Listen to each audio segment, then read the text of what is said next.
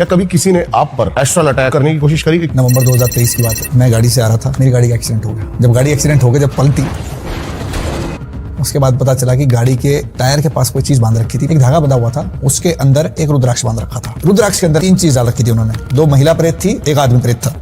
दीपक भाई, मैं खुली चुनौती देता हूं, विश्व का कोई भी तांत्रिक किसी ने आप पर एस्ट्रल अटैक यानी कि कोई क्रिया आपके ऊपर छोड़ी, कुछ करने की कोशिश करी? क्योंकि तंत्र में कॉमन है आजकल, एक साधक दूसरे साधक से कंपटीशन लगाता है। दीपक भाई, ये की थी की बात नहीं है, तो हमेशा से चलती आती है और ये इतनी बार अटैक होते हैं, मेरे को फर्क ही नहीं पड़ता। सच बताऊं तो मैं बताता हूं, अभी थोड़े दिन पहले की बात है, नवंबर 2023 की बात है।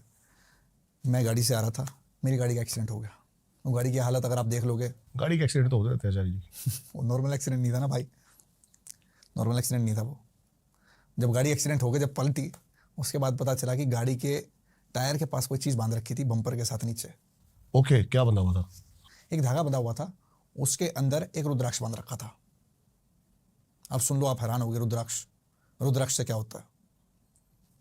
अब वो पता है, रुद्राक्ष को पढ़ के भी उसके अंदर आत्माओं को प्रवेश करवाया जा सकता है।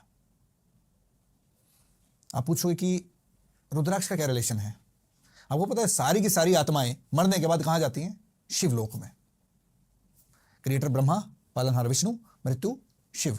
हम सब का शरीर भी यहीं छूट जाएंगे। आत्मा जो है वो जाएगी शिवलोक में। पहले शिवलोक में जाने के बाद फिर अगला जन्म की तैयारी की जाती है। वहां पे जाकर के आपका जो भी आत्मा की रिपेयरिंग है, वो फिर से करके आपको अगला जन्म दिया जाता है। रुद्राक्ष जो है वो शिव का एक फल है, समझ लीजिए, वो शिव का प्रतीक है, शिव की ऊर्जा से जुड़ी हुई है। रुद्राक्ष के अंदर मैं भी, जो मेरा जो प्रोसेस है, जो बुरी शक्तियां मेरे पास आती हैं, जिनको मैं ठीक करता हूं, जिन लोगों का उपचार करता हूं, उन सभी शक्तियों को रुद्राक्ष के द्वारा ही, रुद्राक्ष के अंदर ही प्रवेश करवाता हूं मैं। रुद्राक्ष के अंदर प्रवेश करवा के फिर उनको, जो हवन कुंड है, हवन कुंड के अंदर उनको फिनिश, वो सीधा शिवलोक। तो बात क्या हुई कि उन्होंने सेम जो चीज मैं करता हूं, उन्होंने वो सेम चीज मेरे साथ कर रखी थी। उनको भी उस चीज की नॉलेज थी। रुद्राक्ष के अंदर चीजें डाल रखी थी उन्होंने। 3 चीज डाल रखी थी उन्होंने। 2 प्रेत थे, 2 महिला प्रेत थी, एक आदमी प्रेत था। 3 चीजें डाल रखी थी, 3 आत्माएं उसमें थी। बचाया किसने? महाकाल ने। इससे बड़ी कोई शक्ति नहीं है। काल का भी महाकाल। दीपक भाई, ये कोई साधारण त्रिशूल नहीं है, ये मेरे गुरुदेव द्वारा मुझे दिया गया अघोर शिव का त्रिशूल है। ये अघोर विधि द्वारा अभिमंत्रित त्रिशूल है। ये मेरे गुरुदेव ने मुझे दिया था जन्म से पहले, इसने रक्षा की।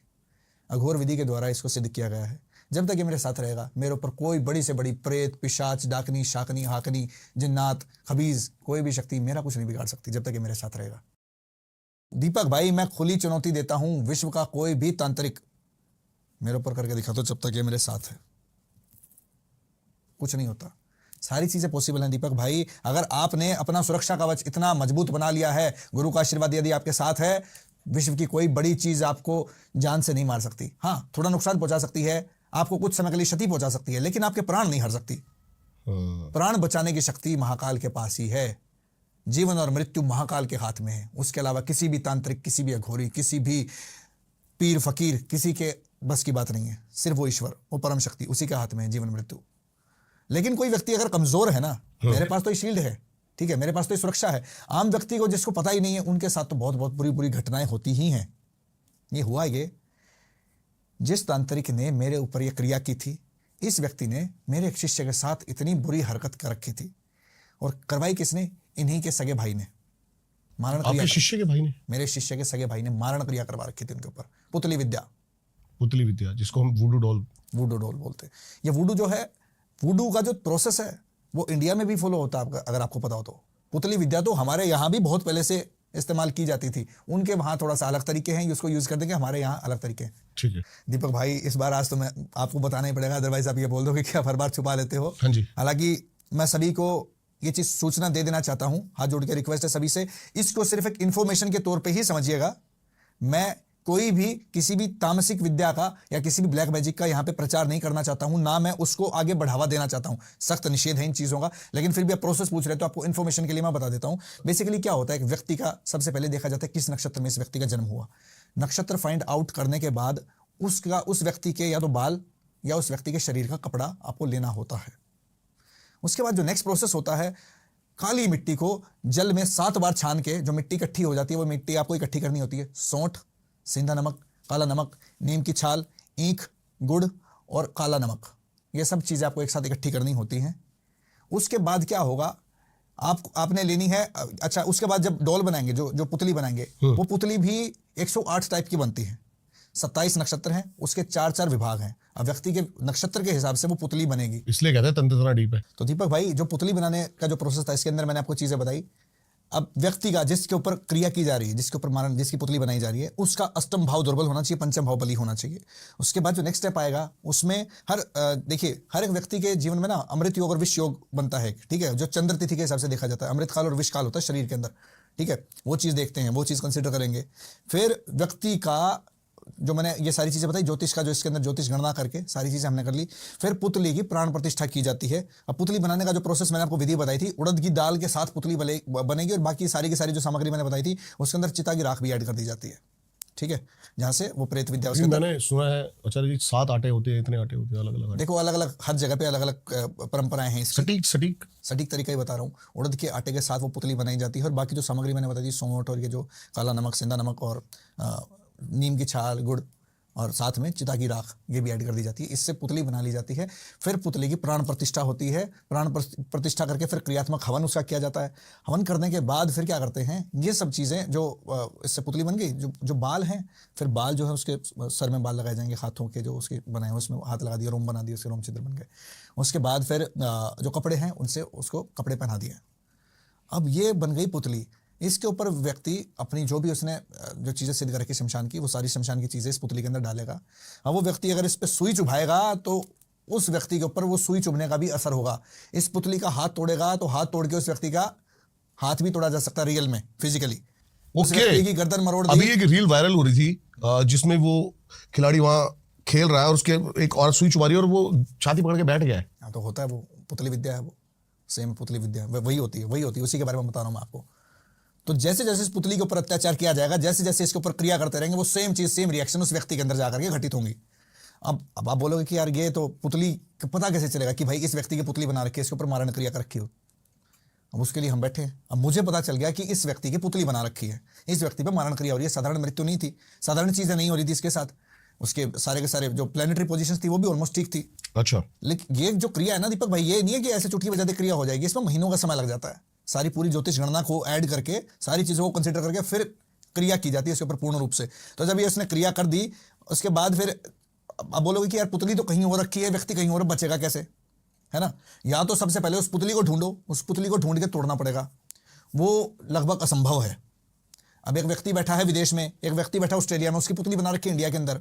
इंडिया में भी किसी जाकर के किसी गांव के अंदर, किसी छोटे मोटे घर के अंदर कोई तांत्रिक जो है हिडन होते हैं, इस तरह के जो तांत्रिक विद्याएं करते हैं, कैसे ढूंढोगे। पुतली ढूंढना लगभग असंभव है।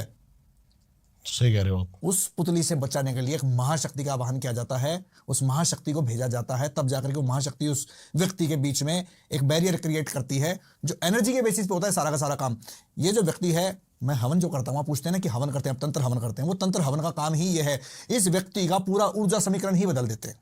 मैं व्यक्तियों की फोटो लेता हूँ, जिस व्यक्ति के ऊपर क्रिया हो रखी होती है, उसके परिवार पर जिस पर क्रिया हो रखी होती है, पूरा का पूरा ऊर्जा समीकरण बदल देता हूँ। जो पहले जो उसकी नेचुरल एनर्जी फ्लो हो रही थी, उस एनर्जी के साथ पुतली की एनर्जी एसोसिएट हो गई और वो पुतली की क्रियाएं जो है उसके ऊपर आ गई सारी की सारी। अब मैं उस व्यक्ति की ऊर्जा बदलता हूं, उसके लिए करता क्या हूं, उसके लिए सबसे पहले तो हनुमान जी का एक सिद्ध रुद्र मंत्र देता हूं उनको। हनुमान जी का रुद्र मंत्र 51 दिन तक उसको मंत्र जप करना होता है, ठीक है। लाल मूंगे की माला के साथ मंत्र जप करना होता है, संस्कारित करके उसको लाल आसन बिछा करके 51 दिन तक जो है हनुमान जी का मंत्र जप करना है। साथ में मैं भेजता हूं यंत्र, जो कि उस समय पे उस व्यक्ति की पूर्ण रूप से रक्षा करता है। अब इस समय पे वो जो तंत्र विद्या उसने भेजी है, जो प्रेत आत्माएं भेजी है उसने पुतली के थ्रू उस व्यक्ति के अंदर, उन प्रेत आत्माओं को बुलाता हूं मैं हवन पे। अच्छा, मां काली के द्वारा ही वो सारी चीजों को शिवलोक में भेजा जाता है। हवन के समय में बुलाता हूं, रुद्राक्ष के अंदर उन चीजों को बुलाया जाता है, रुद्राक्ष के माध्यम से उन चीजों को प्रवेश दिया जाता है, क्योंकि अदरवाइज वो चीजें तो अटैक करेंगी। वो तो उसने छोड़ दी वहां से, तांत्रिक ने, वो तांत्रिक ने चीजें छोड़ दी तो वो अपना काम करेंगी। वो भी बेचारी परेशान है, उनको भी उसने सिद्ध कर रखा है, उनसे भी जबरदस्ती काम करवा रहा है वो, तो उनको रुद्राक्ष में बुला करके अग्नि के द्वारा उनको इस लोक से शिवलोक में भेज दिया जाता है। तो जो मैंने आपको बताया कि मैं इस व्यक्ति का, मैं इसके सगे भाई नहीं, जमीनी विवाद था, बहुत करीब 200-250 करोड़ की प्रॉपर्टी का विवाद चल रहा था इनका। तो इस वजह से उन्होंने इस पे जो है मारण क्रिया कर रखी थी। उस मारण तांत्रिक क्रिया ने टली, हाँ, और उसी तांत्रिक ने आप पर भी उसी तांत्रिक ने, मैं बताता हूँ पूरी बात, सुनो क्या हुआ। अब मेरे को ये पता चल गया कि बात ऐसे ऐसे है, इन दो भाइयों के बीच में प्रॉब्लम्स चल रही हैं। अब ये जो है, मेरा फिर भी रास्ता यही है, मैं विनम्र होके मैंने बोला कि कोई बात नहीं, उसने गलती कर दी, आपको प्रोटेक्ट मैंने कर लिया, लेकिन आप आपस में अब ये मत करना, आप मुझे ये बोलने लग जाओ कि आप बीच में मारण क्रिया कर दो। मैं मारण क्रिया नहीं करूंगा, मैं बीच में, लेकिन आपने मारण क्रिया करी है। मारण क्रिया के बारे में बताऊंगा मैं आपको अभी थोड़ी देर में। तो मैंने इनका जो है चर्चा करवाई, इन दोनों भाइयों का मैंने बीच में समझौता करवाया। इस व्यक्ति से मिल करके जो है, मेरे को पता चला कि इस तांत्रिक के द्वारा इसने ये क्रिया करवाई थी। मैंने जैसे कैसे करके पता लगा लिया कि ये तांत्रिक था। उस तांत्रिक से फिर मैं मिलने चला गया। मैंने कहा कि यार आपने ऐसी ऐसी हरकत क्यों की? तो उसने बताया कि भाई मेरा तो धंधा है, मेरा तो काम है, मैं तो करूंगा। तो मैंने फिर भी उसको जैसे कैसे करके समझाया, लेकिन मेरे को पता नहीं चला, पीछे मेरी गाड़ी खड़ी थी, उनके किसी शिष्य ने जा करके उसमें गाड़ी में, मैंने बताया बम्पर के पास पीछे एक ऐसी चीज छुपा रखी थी जिसमें एक धागे के अंदर रुद्राक्ष बंधा हुआ था, वो हमें पता चला नहीं।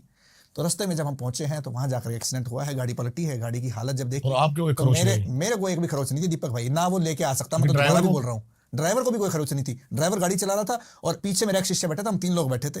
खरोच नहीं, छोटी मोटी चीजें तो देखो लगती हैं, मेरे को तो कुछ भी नहीं हुआ। उनको थोड़ा सा, एक को कोहनी पे थोड़ा सा फ्रैक्चर आया था, एक को थोड़ा सा पाँव में लगी थी, लेकिन कोई ज्यादा नुकसान नहीं हुआ प्रभु की कृपा से। जो उसने सोच के भेजा था कि मैं इनके साथ ये कर दूंगा, मेरे अहंकार पे चोट मार दें, मेरे दरबार में आए हैं, तो वो तो संभव हो नहीं पाया, वो संभव हो भी नहीं सकता। दोबारा से भी कोशिश कर लेगा तो भी नहीं हो सकता, क्योंकि जिसका रक्षक ये है, मैंने बोला, उसका कोई कुछ नहीं बिगाड़ सकता।